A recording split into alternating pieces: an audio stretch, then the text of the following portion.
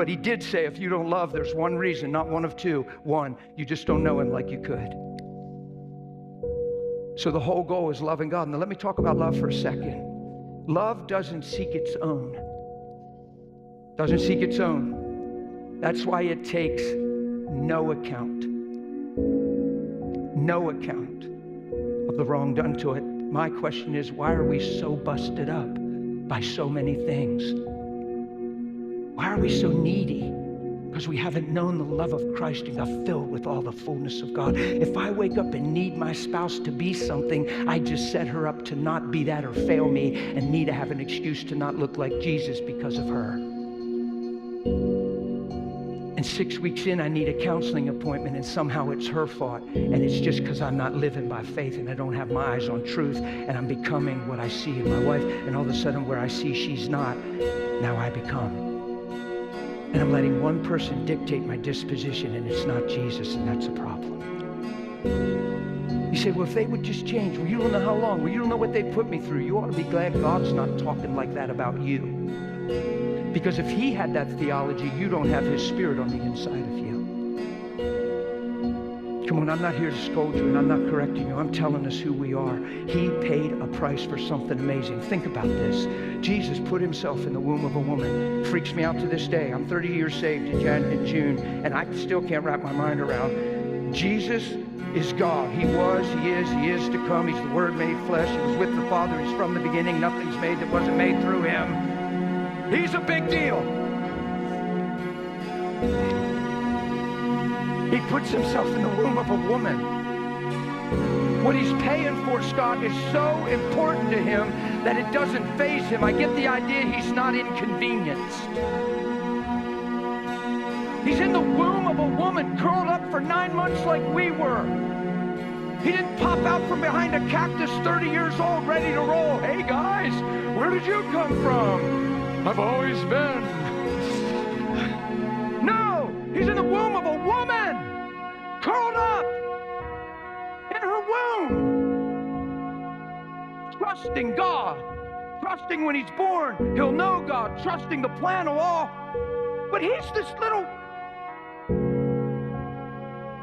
freaks me out. He had to do it that way because he had to come as a man. He had to come as a man. That doesn't mean he's not the Son of God. Everybody says, well, he's the Son of God. Yeah. But you can't follow God. You can follow a man anointed by God. He came as a man. He's curled up in the womb. He couldn't take a shortcut. God gave this thing to man, and man gave it away through sin. So God sent a man to take care of sin and get it back. Satan said, bow to me. I'll give you all these kingdoms. They were all handed to me. Because Adam handed them to him. And Jesus ain't bowing to him for those kingdoms. We can't miss this. You can't be a Christian for you. You'll never run well. It'll always be about you. Life will speak louder than truth, and you'll be doing as good as things are going, and you'll think you need to spruce up your prayer life to get your circumstances to change.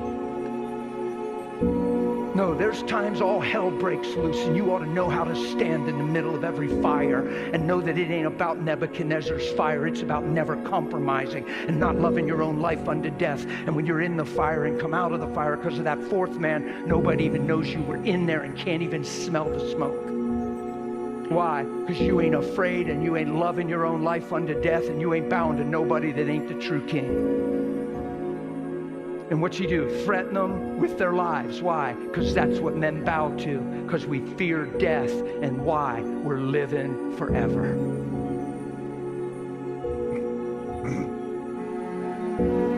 If we don't get this, we're going to bow to every. We're going to bow to every tribe. We're going to just need counsel and prayer. Here's what Paul says. You have peace with God. It's Romans 5:1. You have peace with God through the Lord Jesus Christ, being justified by faith. And you now have access into his working power, his ability, his grace, in which you now stand in hope of the manifestation of God. And not only that, does it sound like he's rampant? Does it sound like he's rampant? You got peace with God through the Lord Jesus Christ. That's a big deal. Now you have access into the and not only that, you glory in your tribulation.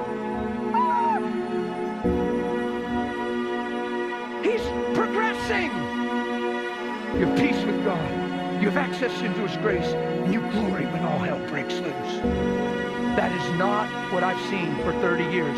That's tears and a counseling appointment.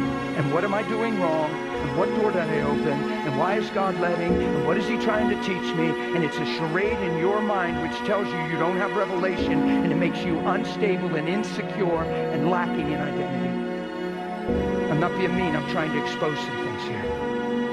Because that language is so rhetorical in the church, it tells us that at large we believe that way. So we're just one trial away from a meltdown. We're supposed to already have the house built.